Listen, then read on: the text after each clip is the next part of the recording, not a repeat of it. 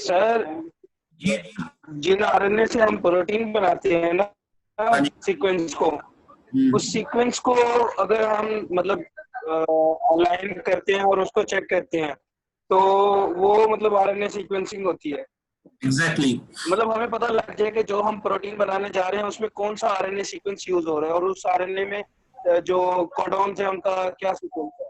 नहीं नहीं, एक तो ये बात ठीक है आपकी, लेकिन हम आरएनए सीक्वेंसिंग नॉर्मली होती है कि फर्ज किया आपके पास ना कैप्सिलर बेला अब आपने चेक करना है कि कौन से जीन कहाँ एक्सप्रेस हो रहे हैं।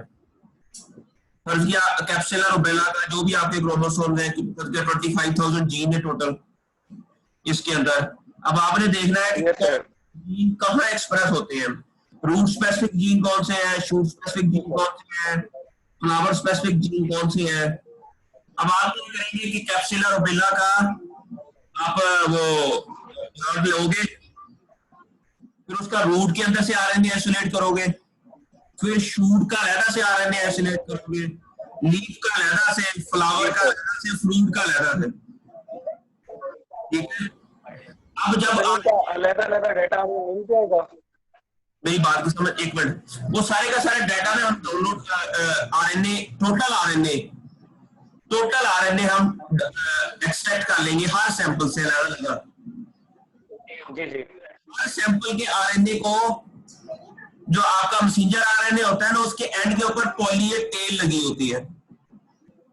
जी हर सर। मैसेंजर आरएनए के जो आपका होता है मैसेंजर आरएनए, उसके एंड के ऊपर पॉली ए टेल लगी होती है, ये एंड के ऊपर स्टॉप कोडॉन के बाद। जी सर। ठीक है। अब हम क्या करते हैं कि इसके अगेंस्ट प्राइमर डिजाइन कर लेते हैं। T T G T sir. T T T जब टीटी का पॉलिटी का प्राइमर डिजाइन करते हैं तो वो जितने भी मैसेंजर आरएनए है ना, उसको वो उसके ऊपर हम रिवर्स ट्रांसक्रिप्टेज पीसीआर लगा लेते हैं। तो क्या होता है कि ये हमारे जितने मैसेंजर आरएनए हैं वो सारे के सारे डीएनए में कन्वर्ट हो जाते हैं।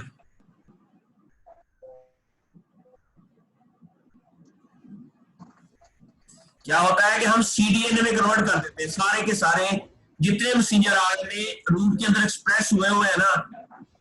फर्ज किया रूट के अंदर कोई 3,000 जीन एक्सप्रेस हुए हैं, 5,000 है, उसके बाद लीफ के अंदर जी सर। 2,500 है, फिर आगे आपका फ्रूट आ गया, फ्रूट के अंदर आ गए आपके 4,500।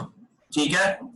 तो अब आपने हर, लेकिन ये पॉसिबिलिटी है कि एक जीन फर्ज 3,000 की बजाय आपको एक जीन की कॉपी ज्यादा हो, वो ज्यादा एक्सप्रेस हुआ हो, कुछ जीन है जिसकी एक्सप्रेशन कम हो, ज्यादा जो जीन ज्यादा एक्टिव होगा उसकी ज्यादा कॉपीज होंगी, ज्यादा मैसेंजर आरएनए के मॉलिक्यूल होंगे। कोई ऐसे जीन होंगे जिनकी जो है ना, ठीक है।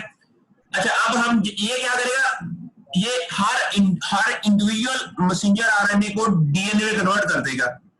जब ये डीएनए में कन्वर्ट करेगा फिर हम क्या करते हैं कि उस डीएनए के छोटे छोटे टुकड़े कर देते हैं। अभी मैं दिखाता हूँ।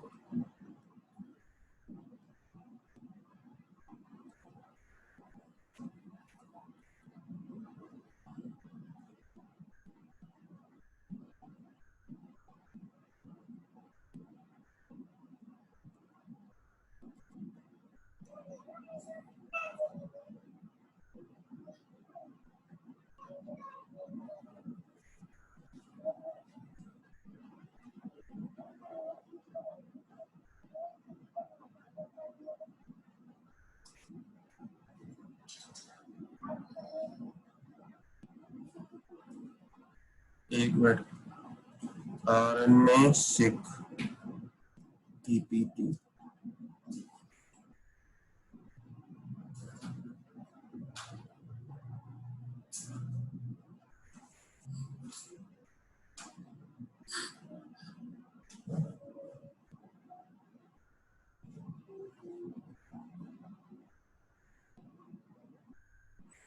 ये देखो।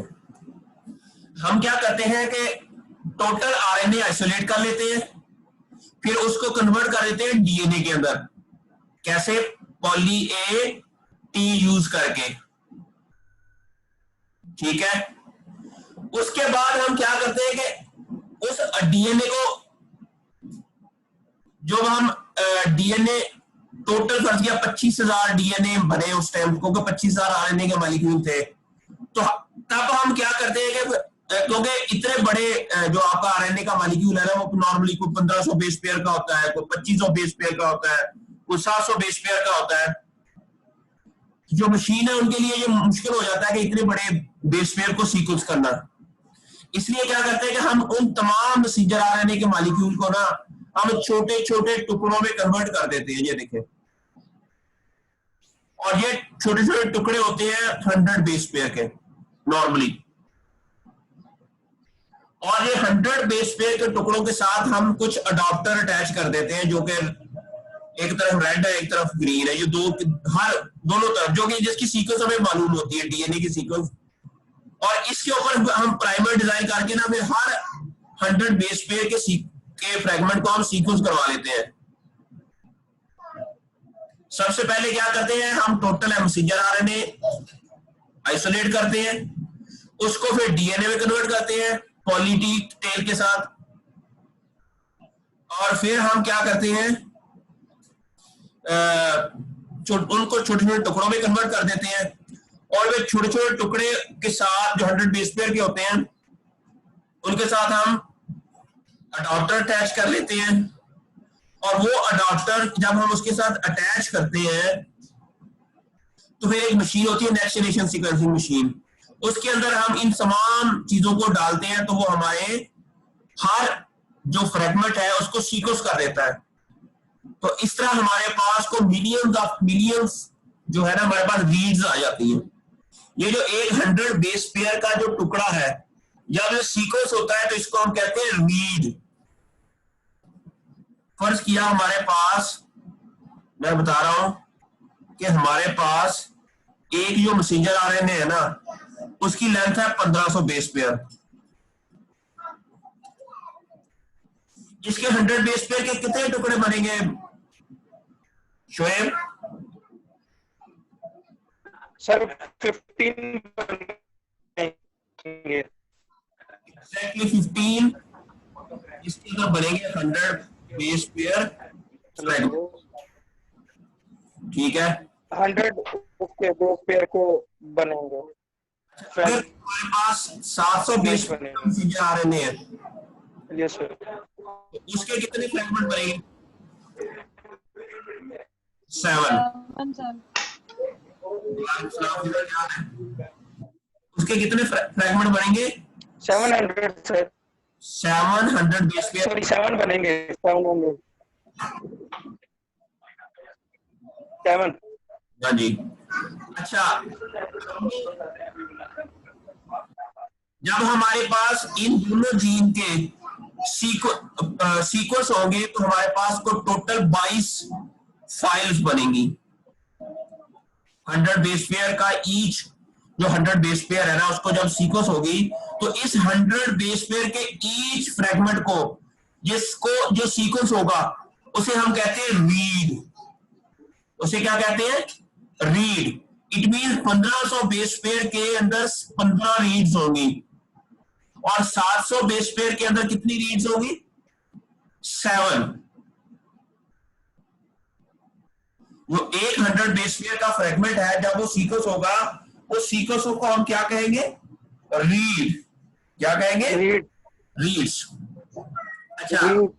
अच्छा मुझे ये बताएं कि अगर हमारे पास एक बड़ी बॉल हो, एक और छोटी बॉल, लेकिन मैं फर्ज किया, मैं कह रहा हूं कि एक हमारे पास एक बड़ी लाइन है, ठीक है, एक है हमारे पास छोटी लाइन। अच्छा, लेकिन हमारे पास इसको हमने ना छोटे छोटे टुकड़ों में कन्वर्ट कर दिया दोनों लाइन को, ठीक है। फर्ज किया ये वाली जो लाइन है ना हमारी, ये है ब्लू कलर की, और ये वाली लाइन जो है ये हमारे पास है रेड कलर की। अच्छा, अब हमने इसके ना कितने टुकड़े होंगे? 7। कितने? 1। लेकिन सारे 100 बेस पेयर के होंगे। 2, यस सर, सब 100 के होंगे। 3, 4, 5, 6, 7। अच्छा, इस तरह ब्लू के भी 15 फ्रेगमेंट बनेंगे और सारे के सारे ब्लू कलर के बनेंगे।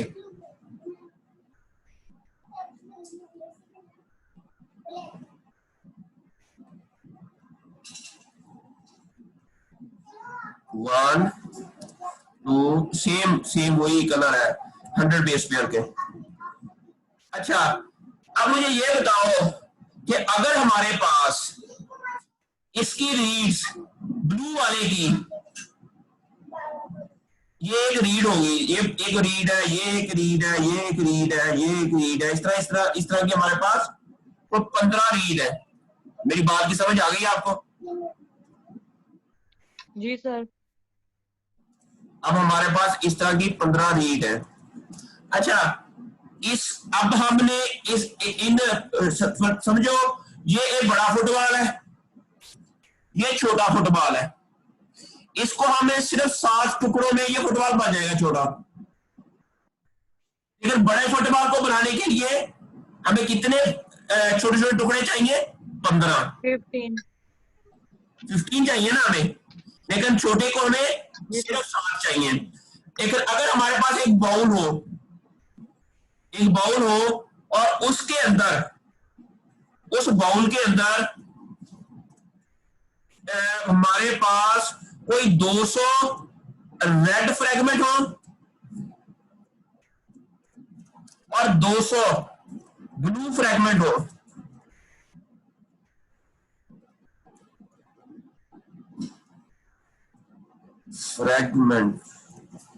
तो मुझे ये बताओ कि ऊपर वाली ये जो ब्लू वाले कितने हमारे पास फुटबॉल बनेंगे? शोएब और फिजा दोनों, ब्लू वाले कितने फ्रेगमेंट बनेंगे हमारे पास? अगर 200 रेड फ्रेगमेंट हो छोटे छोटे इस तरह के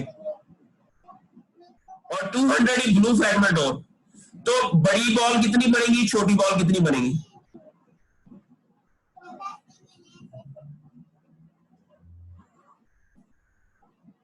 रेड वाले को चाहिए 7। एक एक एक एक फुटबॉल, छोटा फुटबॉल बनने के लिए हमें कितने चाहिए? 7 फ्रेगमेंट। रेड की इजीली बन जाएगी।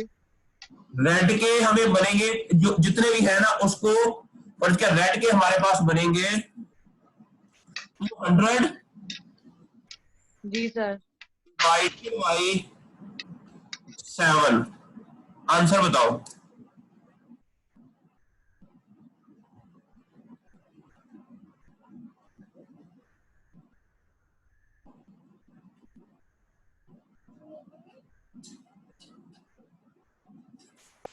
Sir almost 2.9। ऐसे 2.9 बनेंगे। 28.57 सर। 28.5, ठीक है। लेकिन अगर जो ब्लू है,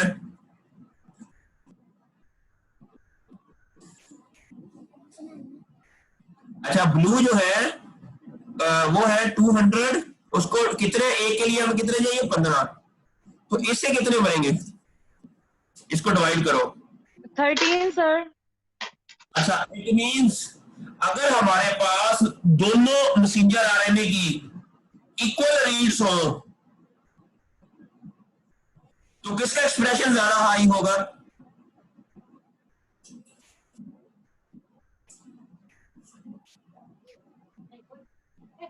सर 7 वाले का। 7 वाले का ज्यादा, क्योंकि इसका आंसर क्या है? 28.5, ठीक है। और दूसरे वाले का है आंसर 13, ठीक है। अब यही क्वेश्चन हमने अब करना है, हमने भी यही फार्मूला लगाना है कि जब हम 100 बेस पेयर के फ्रैगमेंट को सीक्वेंस करेंगे, फिर हम इस सीक्वेंस होने वाले फ्रैगमेंट की ना अलाइनमेंट करेंगे विद रेफरेंस जीनोम, ठीक है। इसको असेंबली कहते हैं, इसे क्या कहते हैं? असेंबली।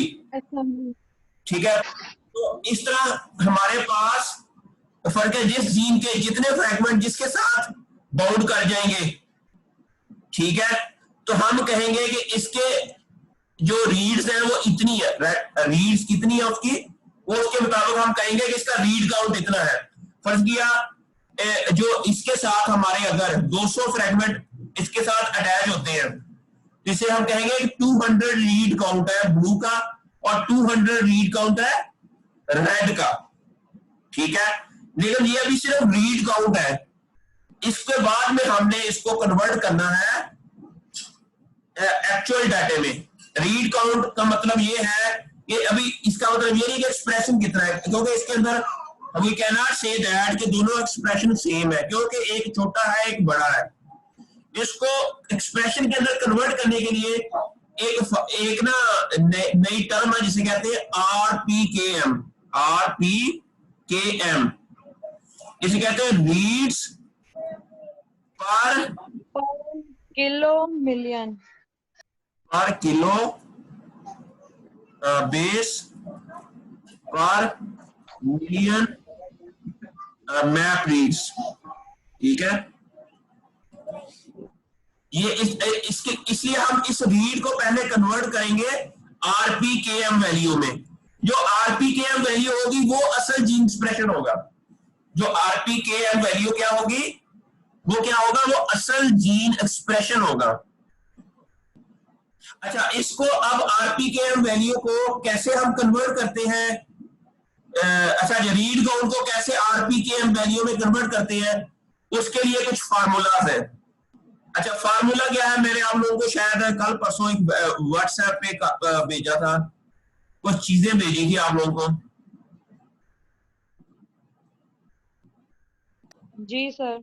ये वाला I understand RPKM value. C जो है number of reads map to a gene, एक जीन का इसे कहते हैं रीड काउंट ऑफ जीन। ठीक है, एंड क्या कहते हैं, total number, total map reads, जो टोटल नंबर ऑफ रीड्स आई है हमारी, टोटल एक स्पेसिफिक जीन के लिए तो टोटल रीड्स आई हैं। एल क्या है, एक्सॉन लेंथ, जो जीन की लेंथ है टोटल। ठीक है, अब इक्वेशन क्या है, 10 इंटू 10⁻⁹ मल्टीप्लाई बाई, अच्छा काउंट, ये सी क्या है, नंबर ऑफ रीड्स। ठीक है, डिवाइडेड बाई एन क्या है, total number of map reads multiply by length of the gene. अच्छा, इसको मैं सिंपल ये मैं फार्मूला आपको कॉपी करके, ये देखें आर, ये मैं सारा इसको कॉपी करता हूं, इसको मैं एक्सेल में ऐड करता हूं। श्वेब समझ आई है, श्वेब श्वेब लो चला गया। हेलो जी सर। सर उसका आई थिंक नेट खराब है। अच्छा बच्चे, अब ये देखें, अब हमने क्या करना है कि सी क्या है, टोटल नंबर। जी सर आपको आवाज आ रही है मेरी? हाँ आ रही है, आ रही है, समझ आ रही है।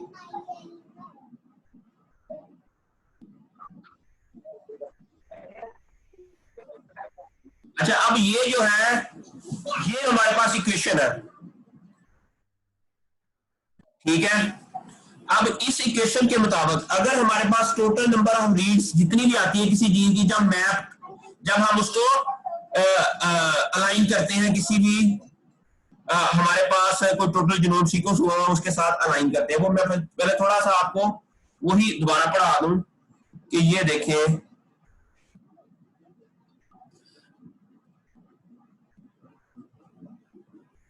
किधर है वो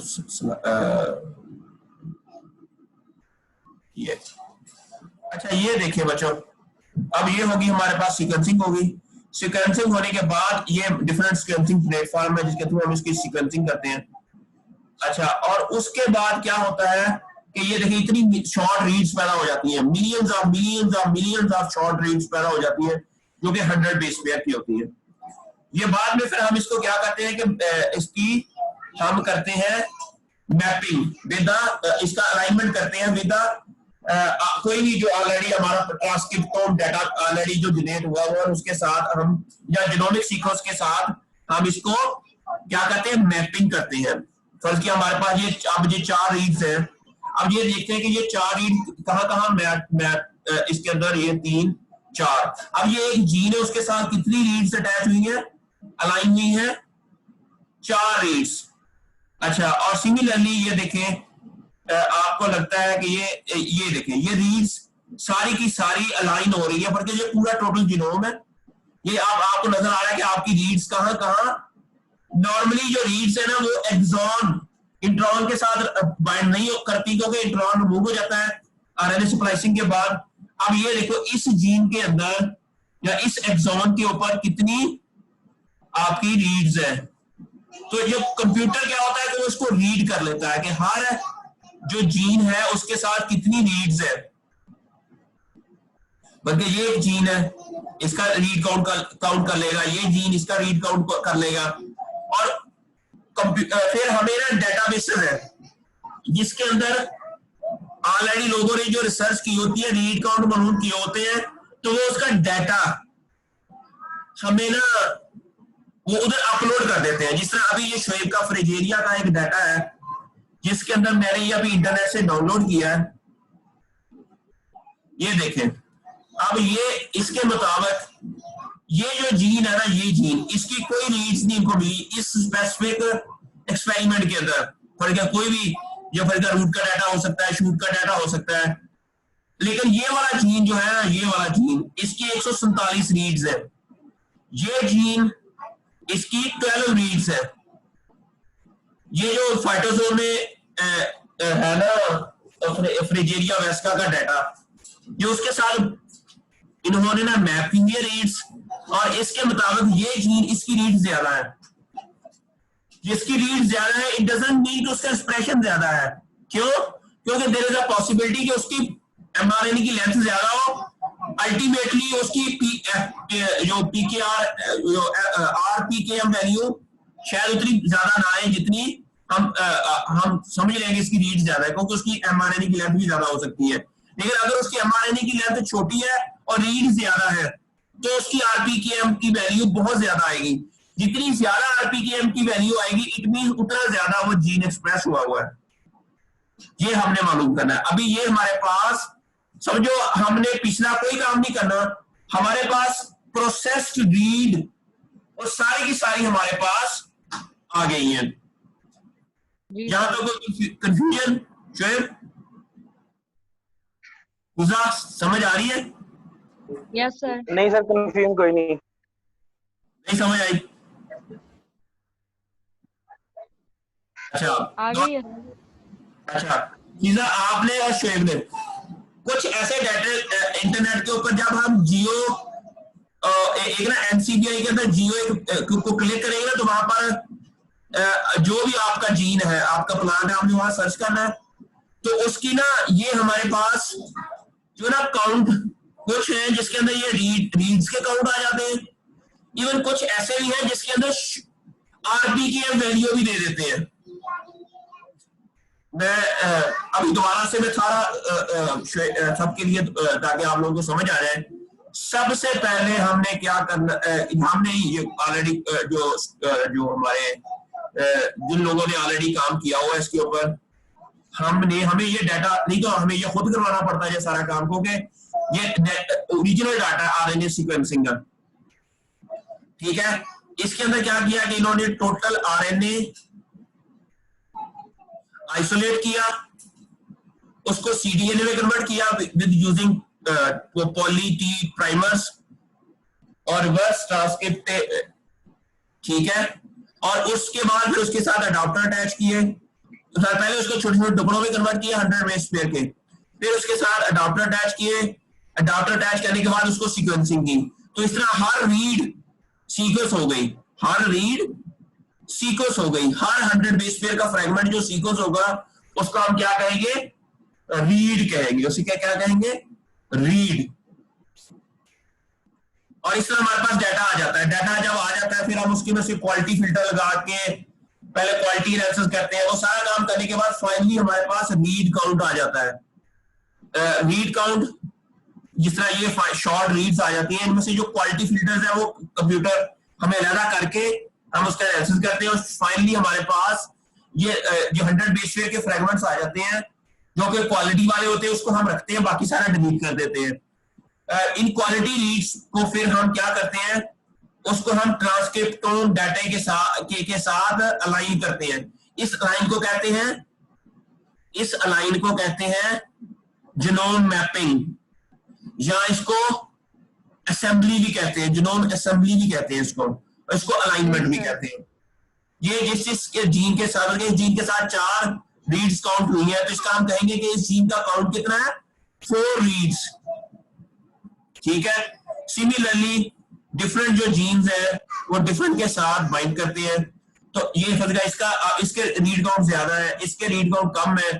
सिमिलरली इसके भी रीड काउंट कम है और इसके बहुत ज्यादा है, इसके भी बहुत ज्यादा है। तो अब आपने देखना है कि हर जीन के रीड काउंट कितने हैं, वो कैसे डाटा हमारे पास आ जाएगा, वो इस तरह हमारे पास डाटा आ जाएगा। ये जिस तरह ये अभी मैंने इंटरनेट से डाउनलोड किया है, ये कंप्यूटर क्या करेगा, सॉफ्टवेयर क्या करेगा कि हर जीन के अंदर सामने ये लिख देगा कि उसकी कितनी रीड काउंट है। फिर हमने इसको, इस रीड काउंट को इस फार्मूले के थ्रू जो मैंने अभी बताया है कि टोटल नंबर ऑफ रीड्स कितनी होंगी, टोटल मैप रीड्स कितनी होंगी, जब हम इन सब को प्लस करेंगे, इस सारे को जब आप ये नीचे से लेकर ऊपर से लेकर नीचे तक, ये देखो कोई, ये देखो कितने जीन एक्सप्रेस हो रहे हैं, ये देखो, ये सब को जब हम, ये कह रहा है, ये बता रहा है, ये नीचे इन्होंने बताया हुआ है कि टोटल रीड काउंट कितनी है, ये सारी बताई हुई है इन्होंने, एम्बिग्यूअस कितनी है और टोटल कितनी है, ये सारी की सारी, इसको हम प्लस करते हैं। ये तो टोटल रीड काउंट ठीक हो गया। अच्छा, और number of reads map to the genome, gene, वो हमारा एक जीन का काउंट हो गया। फिर exon length of each gene, ये हम आपके जो फाइटोसोम का है ना, जो आपका जीन है, उसके अंदर जो सीडीएनए की लेंथ होगी वो आपका ये हो जाएगा एक्सॉन लेंथ। ठीक हो गया। इस तरह हम हर जीन की अलहदा से आरपीकेएम वैल्यू निकालेंगे, हर जीन की अलहदा से आरपीकेएम वैल्यू निकालेंगे। ठीक है। जब हमारे पास आरपीकेएम वैल्यू आ जाएगी फिर हम उसका ग्राफ बनाएंगे। तो ग्राफ में के अंदर पता चलेगा कि आपका जीन फर्क रूट के, आपके जीन की हम आरपीकेएम वैल्यू रूट के अंदर से भी निकाल लेंगे, शूट के अंदर से भी निकाल लेंगे, लीफ के अंदर से भी निकाल लेंगे, फिर हम फ्रूट्स के अंदर भी, फिर पोस्ट हार्वेस्ट के अंदर भी। जब इन सब के अंदर हमारे उस आपके जितने भी जीन्स है ना, उन सब की आरपीकेएम वैल्यू आ जाएगी हमारे पास, फिर हम उसको ग्राफिकली डिस्प्ले कर देंगे तो हमें पता चलेगा कि आपका जीन कहाँ एक्सप्रेस होता है, कहाँ नहीं एक्सप्रेस होता। जी सर। अच्छा, लेकिन कुछ ऐसे डाटे हैं जो डायरेक्ट हमें आरपीकेएम वैल्यू दे देता है, कुछ ऐसे हैं जो सिर्फ रीड काउंट देता है, और कुछ ऐसा डाटाबेस भी है जो हमें रीड काउंट भी रॉ फाइल देता है, सिर्फ जो मशीन से आती है। ठीक है।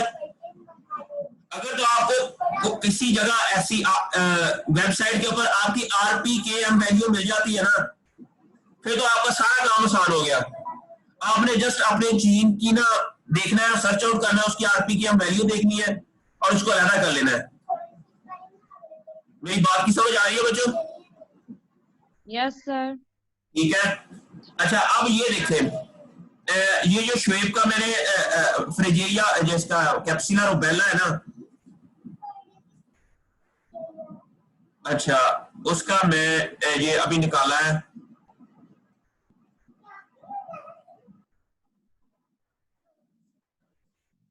MIRNA एस्पैरगुलस ऑफिशिनेल्स,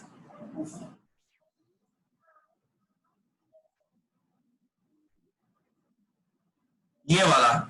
अब ये क्या है, रीड काउंट से लिया हुआ है ये काउंट, ये सप्लीमेंट्री फाइल जो। अच्छा अब ये कैसे जाना है, फर्स्ट किया ये जियो है ना, आप एनसीबीआई जियो लिखोगे ना इंटरनेट पे जाके, एनसीबीआई जियो, ठीक है, आप लोगों ने जाना है जियो में, यहां क्लिक करना है और यहां पर अपने ऑर्गेनिज्म का नाम आपने ना फर्ज किया आपका फ्रेजेरिया वेस्का जो भी है, फ्रेजेरिया वेस्का जो भी है, ठीक है, इसको हम कॉपी करते हैं और इसको हम यहां पेस्ट कर देते हैं, ठीक है, और फिर सर्च आउट करते हैं। तो ये कह रहा है कि देयर आर 328 रिजल्ट्स है, इसको हमने क्लिक किया। जब ये क्लिक कर रहा है तो ये देखिए, ये क्लिक किया तो ये हमें बता रहा है कि role of Fragaria in the development of plant development, gene of expression का डाटा है ये, ठीक है। और सिमिलर ये fruit ripening related RNA in strawberry, इसके अलावा role of Fragaria gene in fruit ripening,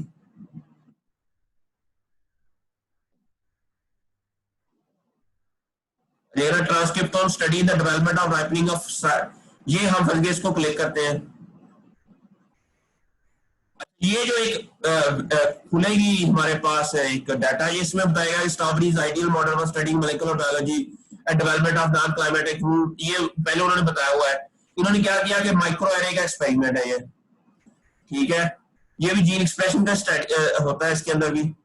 अच्छा और इसके अंदर जो हमारे पास ये इन्होंने रॉ डाटा है, बिल्कुल रॉ डाटा, ठीक है। तो इसके अंदर ये ऑर्गेनिज्म कौन सा है, फ्रेजेरिया, हमारा वेस्का का नहीं है, इसको छोड़ते हैं हम वो चाहते हैं कि जो फ्रेजेरिया वेस्का का हो।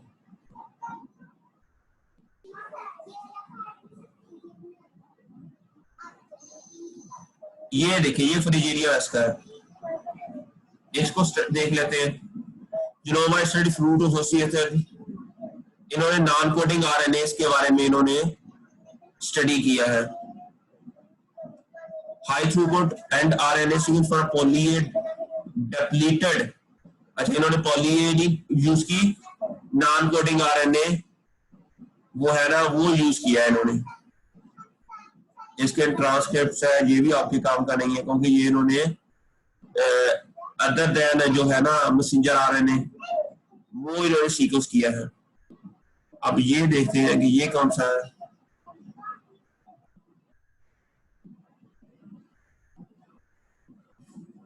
role played by transcription regular fruit ripening. We have analyzed 3 control sample fruit adjoined with the empty vector, 3 vector sample agar are connected with RNA construct.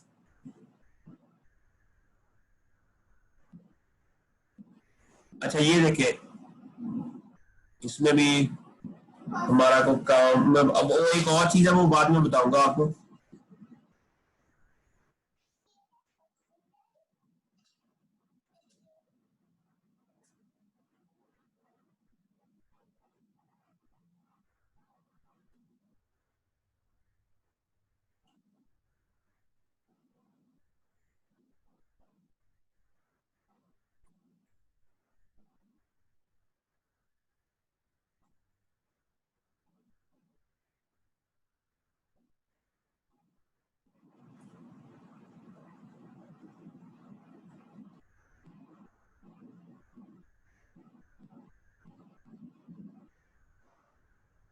ये क्या हाई थ्रूपुट सीक्वेंसिंग डाटा, इसके अंदर सप्लीमेंट्री फाइलिंग नॉट प्रोवाइडेड। अच्छा मैंने ना अभी एक ना ऑलिव का किया है, वो इसके अंदर मुझे लगता है कोई अभी तक आपका तो वैसे भी जीन एक्सप्रेशन का डाटा है, लेकिन ये है कि maybe we can find अगर हम इसको डिटेल से, फिलहाल मैं ये जो है ना इसका क्या नाम अभी जो मैंने इसका डाउनलोड किया एक ना ऑलिव का है,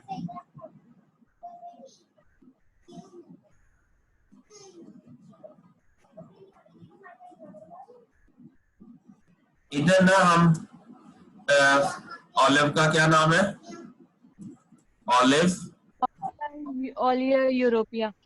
ऑलिया यूरोपिया का डाटा मैंने देखा था। ये कॉपी करें, इसमें यहां पेस्ट करें, इसको सर्च करें। इन्होंने कहा कि 2644 रिजल्ट्स है ऑलिया यूरोपिया।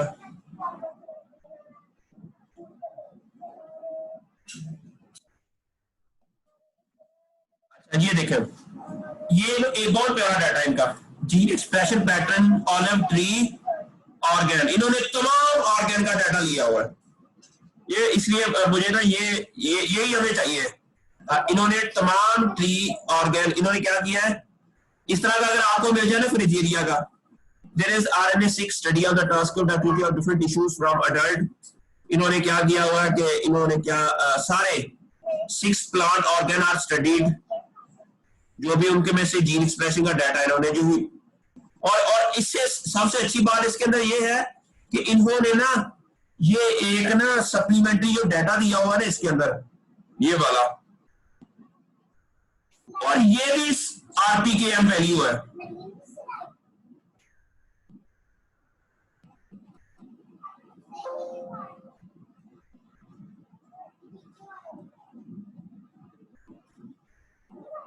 ये देखें, ये है total RPKM flower, total RPKM leaf, meristem, root, stem और